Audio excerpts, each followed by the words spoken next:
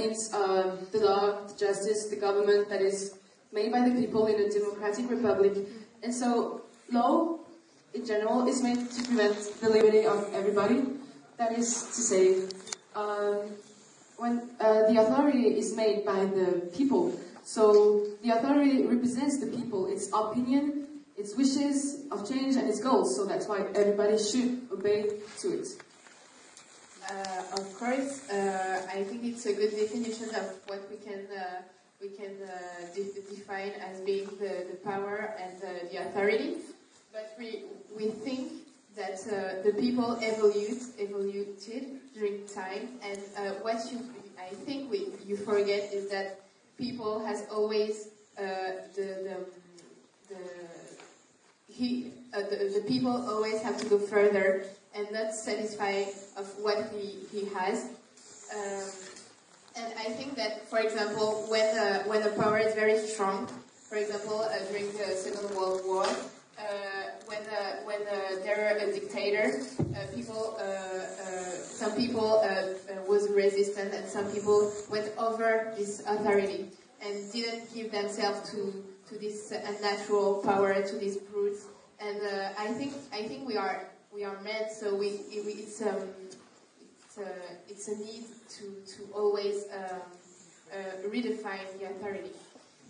Yeah, you're totally right. That's why the authority and laws change with the time. That we regulate it according to each period. And the achievements of life, it's the example of the rights of women that they arrive later. They arrive like today. We have new laws every day. Yeah, you're right. You are right. But you were talking about the government and how it's authority. But in a democratic, even in a democratic country like France, the law is the majority decides, and the majority democracy is like it's the power of the majority. That is to say that half of the population, or maybe less, is not agree with the law. So all the part of the population who is not agree with the law and the government, what can she do? What can she possibly do with that? We think that she's not forced to always obey authority. First, what I wanted to say is that what you were describing is not authority, is domination.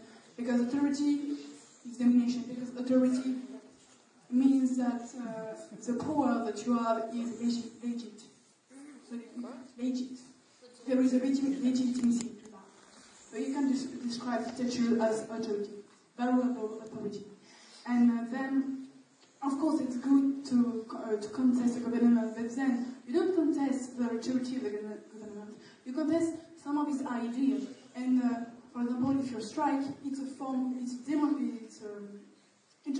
authority. The authority gives you the right to demonstrate, and you are respecting that. You are not against the authority. I want just to answer to what you say, and I give to my friend. I wanted to say that when the power is not legitimate, it stays with the authority. But it can be authority who you think that is legitimate and authorities who you think that is not. But every people in each democracy or dictatorship are believing that it's not the case. I mean, are believing that it's not legitimate, because we can always go further, always make the democracy being better. Obviously, we think that it's a great thing that the things change, and even democracy and policies changes, and that's why law are for.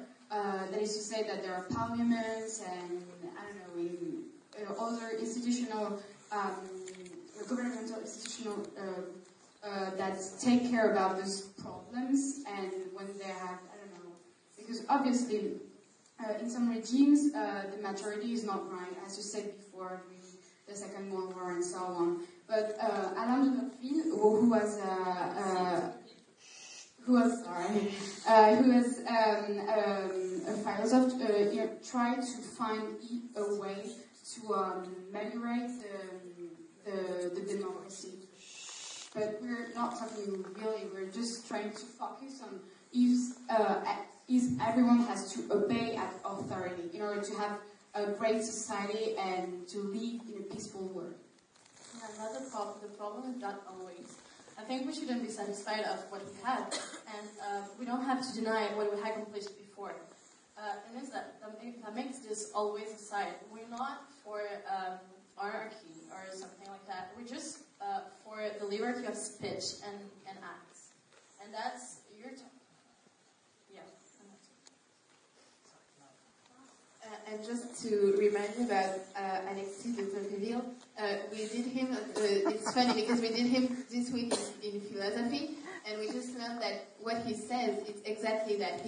Alexis de Tocqueville is saying that you have to go against the people have the power to go against the authority, because they have the infinite power to always redefine. And he says that people are not machines, that people are not brutes, and they have the power because they have the love of humanity in their hearts, and they have the power to go against this authority. So thank you to give us this example, because it's exactly what I wanted to say. Yeah, so we talked about the majority, but in the parliament there isn't only one party, there are different parties, and they all have the same, the equal, like when they vote, it's for one vote. So every voice can be heard to ameliorate this majority. And, and you were talking about the Cold War, but I think you were talking about, like, East countries, that is to say, you went, oh my god. I want to explain you really our point of view by taking the example of a mother. You can take the example of a mother, like law, justice is like your mother. It helps you, progress. It protects you. There are laws against for security of the people, and so there's mutual comprehension and respect. It's a question of communication. So the authority, like you obey to your mother. You're right. You owe her because she protects you, she feeds you, and within the authority, it's exactly the same. That's why you must obey the authority. Okay, so would you like to be exactly like your mother? I don't think so.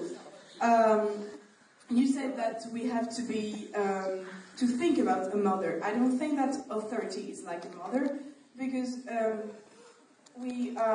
or in the contrary, it could be like a mother. But when you think about children, a child constructs himself and his personality from childhood in contradiction with his parents, and especially his mother, the figure of authority.